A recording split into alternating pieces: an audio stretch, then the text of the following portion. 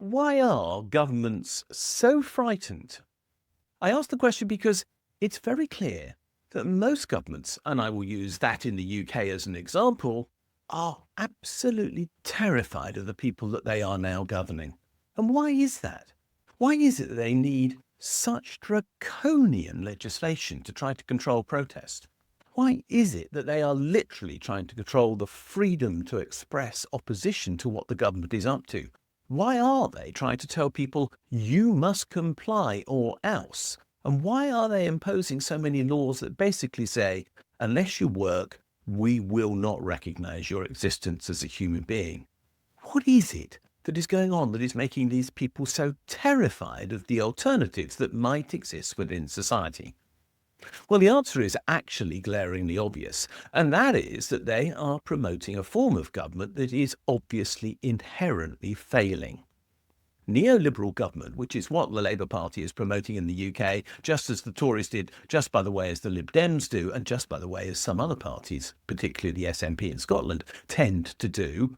That philosophy of government is one that is based upon some absurd assumptions, including the fact that we are all simply economic units and that we only exist to maximize wealth and that we have no other interests at all. And there is no other form of thinking available because although this type of thinking supposedly promotes competition, in fact, if you look at what neoliberalism has done within the UK's universities and within the teaching sphere, it has completely eliminated all other forms of teaching about every other available economic system to the point where opposition has been eliminated.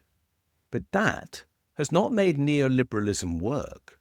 Since 2008 and the global financial crisis, the real earnings of most people in the UK have hardly risen. We've had a largely stagnant economy. So in fact, this system, which is so heavily biased towards business, has not generated vast amounts of business growth either.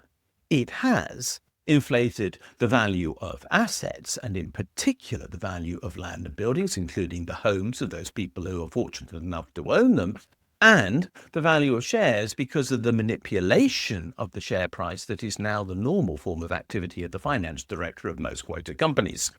But it has not delivered an increase in real values. In other words, an increase in the value of the things that we can actually consume or pass on to the next generation so that they might in turn consume. Neoliberalism has, in fact, failed. It's an ideology and not a system of government based upon any form of observed reality. And that ideology has imposed on us a form of thinking that suggests that markets are supreme when it is very clear that government does, in fact, form an essential part of the supply of our well-being. If our government is in the business of actually denying the validity of its own purpose, which it is doing by denying the payment of benefits to those who need them and the provision of healthcare to those who are ill and the provision of education to those who require it, such as the young, then it is clearly actually trying to impose something upon us that we know is wrong. We know we need government. There are sufficient people still alive who can remember government that was not neoliberal and who know as a consequence that it was actually possible to have governments who liberated the potential within the people of the UK. But that is not what neoliberalism has ever done and has ever sought to achieve. Its goal is actually to suppress the opportunity of most people to promote the advantage of a few. That is very clearly what it's about. That is why it talks about maximizing wealth. But not everybody can maximize wealth. It's obviously clearly impossible. Therefore, maximization of wealth must be for the benefit of a few, not the many. This is why the government is frightened, because it knows that neoliberalism has effectively run out of road. It is obviously not working. There is no growth potential in the UK economy anymore. There is no earnings growth potential either. There is no chance, as things stand, that people will be better off. There is no hope that we can manage climate change while simultaneously trying to pump more and more goods and services through the system and not necessarily ones that we actually want to consume. This is a failed ideology. And the only way that Labour, which is completely wedded to this ideology, can maintain its authority in the country is by perpetuating those draconian powers that were put in place by the Conservatives during the COVID crisis to suppress opposition to what the government was doing then. Now those powers are being used to suppress our right to express our free will, to say there is a better way of running government.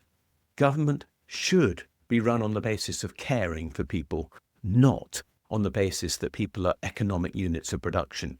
Government should be run for the benefit of everybody, not just for the benefit of the wealthy. Government should be there to liberate people to achieve their potential, rather than to oppress them to stay in the situations that they are in.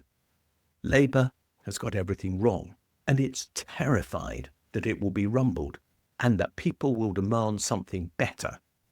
It can't deliver that using the ideology to which it's now dedicated, and so of course it's frightened of us, the people. But this is only sustainable for so long. There will come a point where people will say, we've had enough. And when that happens, we will get better government.